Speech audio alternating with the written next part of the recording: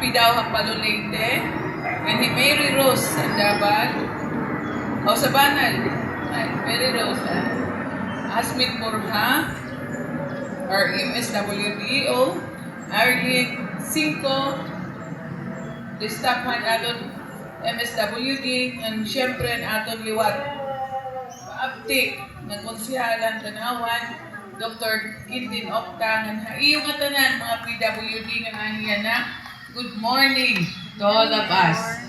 Good morning.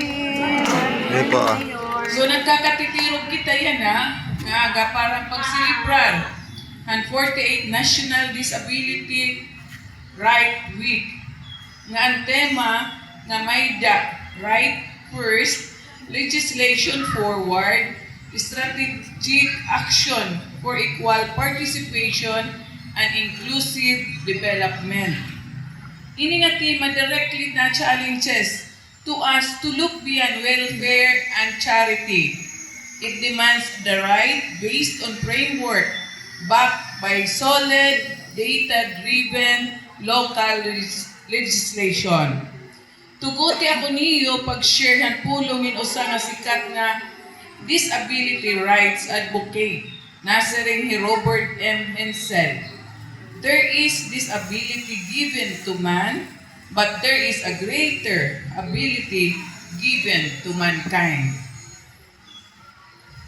I firmly believe that this greater ability can only be fully manifest if our local government provides the structural and legal foundation to support it. Diri la kita kutubhin mga repacks nga bulig. Kinahanglan naton himbalaod nga mahatagaiyuhin long-term protection nga mga oportunidad.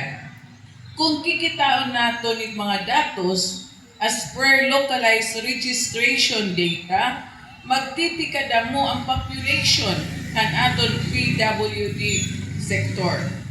Kada porsyentong ito, hindi rila kaysa basta numero. Kada usa iyo, in may dakatungod in edukasyon, trabaho, ngan safety living. Basihan mandatuhan Republic Act number 10524, insisiguro naton nga ang local government of Tanawan in masunod ang required allocation para himpatas nga opportunity at trabaho sa gobyerno nga sa private sector. In line with the commitment to the United Nations Convention on the Rights of a Person with Disabilities, we are systematically auditing our municipality infrastructure. Through this right-based governance, we are making reforms. Gagamiton naton ang tamang nga analytic para mabaruan kung diin nga barangay ang kinanglan pa in special education center or targeted health monitoring tools. We are shifting from reactive assistance to institutionalized progress. Akong mga igub mga PWD, nagpapadayon kami maghimuhin mga policies nga align to your needs. You are not a passive recipient of our care. You are critical co-author of the town's economic growth and social framework.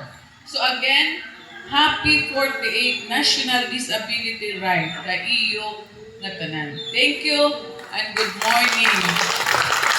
Ada, di rin ang pag-iiha, kaya daw pa ako tulot ang karaslong yan, aling bayahan ko anay. At di man ko lang pagyakan, mabalik ang opisina, and may dinamon